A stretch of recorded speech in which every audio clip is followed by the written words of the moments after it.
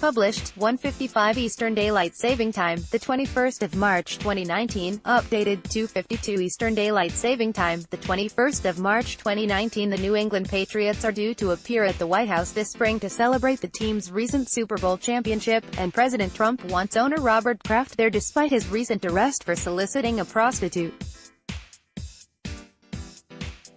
The president insists that Kraft, his good friend, be at the White House for the occasion in spite of the optics.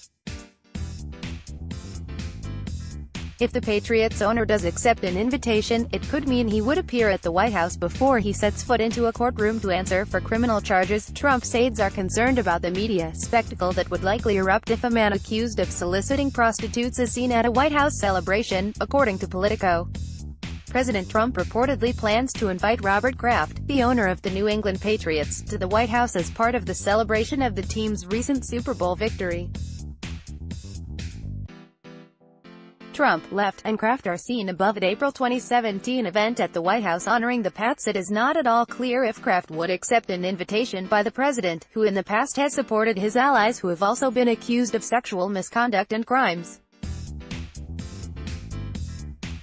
But White House officials told Politico that they think it's a bad idea. This will ultimately be Trump's call, said a former White House official. The question is a comms problem about whether or not they want Bob Kraft to be there given all the stuff that went down. Trump could wait until April or May to extend an invite to Kraft.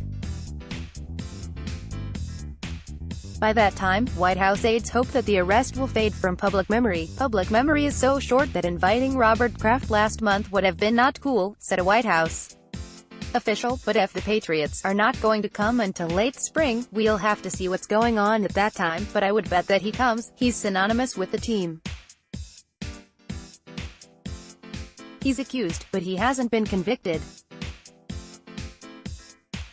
Kraft was charged last month with 2 misdemeanor counts of soliciting prostitution at Orchids of Asia Day Spa in Jupiter, Florida. Pictured, in my opinion it's up to Kraft if he's willing to come, not on us here to block him. Trump publicly backed Bill O'Reilly, the former Fox News host, and Roy Moore, the Republican candidate for the U.S.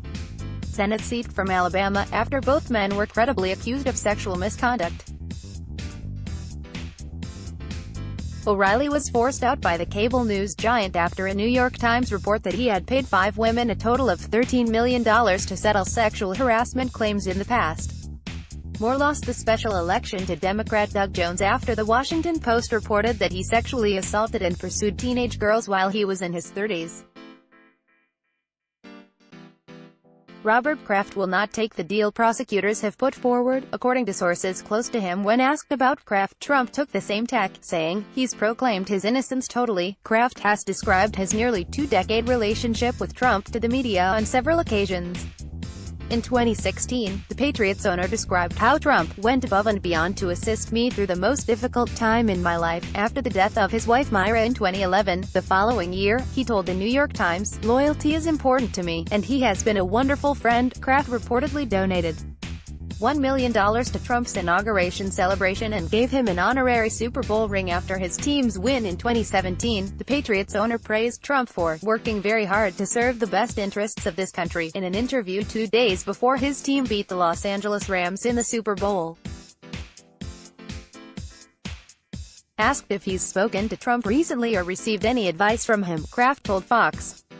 President's comments about players kneeling during the national anthem, saying he was deeply disappointed by the tone. Earlier on Wednesday, ESPN reported that Kraft is seeking to suppress video evidence that authorities assert support the solicitation of prostitution charges filed against him. ESPN investigative reporter T.J.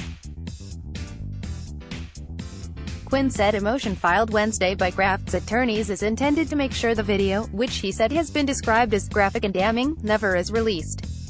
Trump has defended other allies who have been accused of sexual misconduct, including Alabama Senate candidate Roy Moore, left, and former Fox News host Bill O'Reilly, right. He added it is a warning shot to prosecutors that Kraft's team will challenge that police had probable cause even to collect the video as evidence.